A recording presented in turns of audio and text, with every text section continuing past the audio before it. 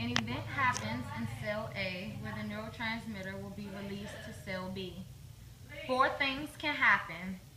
It can dissipate, be taken back up into cell A, metabolized by the enzymes, or the one we're most interested in, it can bind to the binding site of the postsynaptic receptor. Synaptic vesicles emptying into the synapse, binding to the binding site of the postsynaptic receptor, which is on the dendrite of cell B. The neurotransmitter is passing through the receptor, which is closed normally until the neurotransmitter binds to the receptor. The neurotransmitters are passed through the cell by two forces. One is osmosis, two is electrostatic pressure. Osmosis pushes particles down the concentration gradient. The inside of the cell is slightly negatively charged. Opposites attract, so sodium, which has a positive charge, comes into the cell.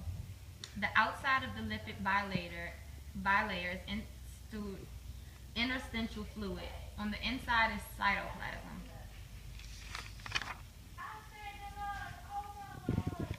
The oscilloscopes allows you to know exactly what's going on between the neurons and measures their millivoltage.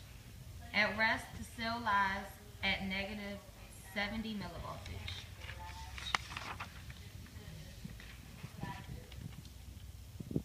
When this happens, there's a slight rise in the oscilloscope scale called EPSP.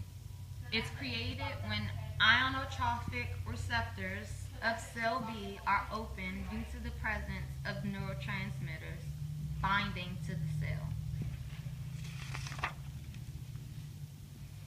When there are multiple neurotransmitters binding to the cell, it causes a summation.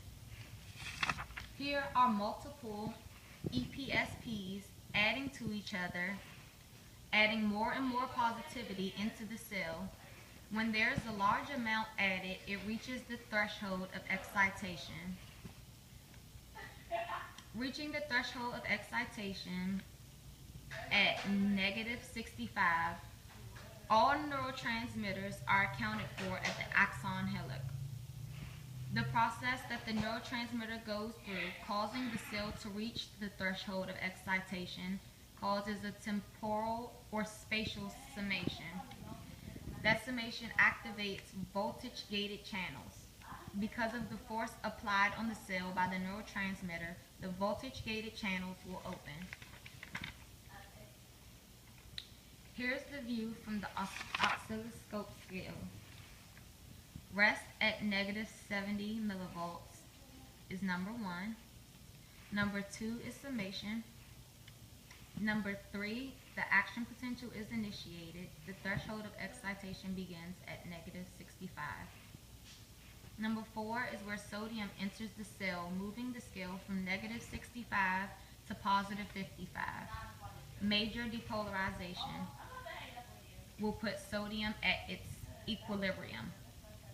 Number 5, potassium leaves the cell to find its own equilibrium, which causes a major hyperpolarization.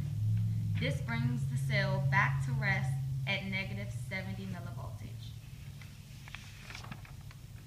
The action potential completes this journey. The neuron begins at the axon hillock, reaching the myelin sheath, then spreads like a wave to the next node of Ranvier. The potassium-gated channels move particles out, while the sodium-gated channels move particles in. Action potential is generated at each node of Ranvier, labeled 1, 2, and 3. Action potential moves from one node to the other, which is called saltatory conduction. The action potential reaches the terminal button, interacting with calcium. Then the vesicle binds to the inside of the presynaptic membrane, and it opens to a process called exocytosis. The neurotransmitters are then floating in the synapse between cell B and cell C.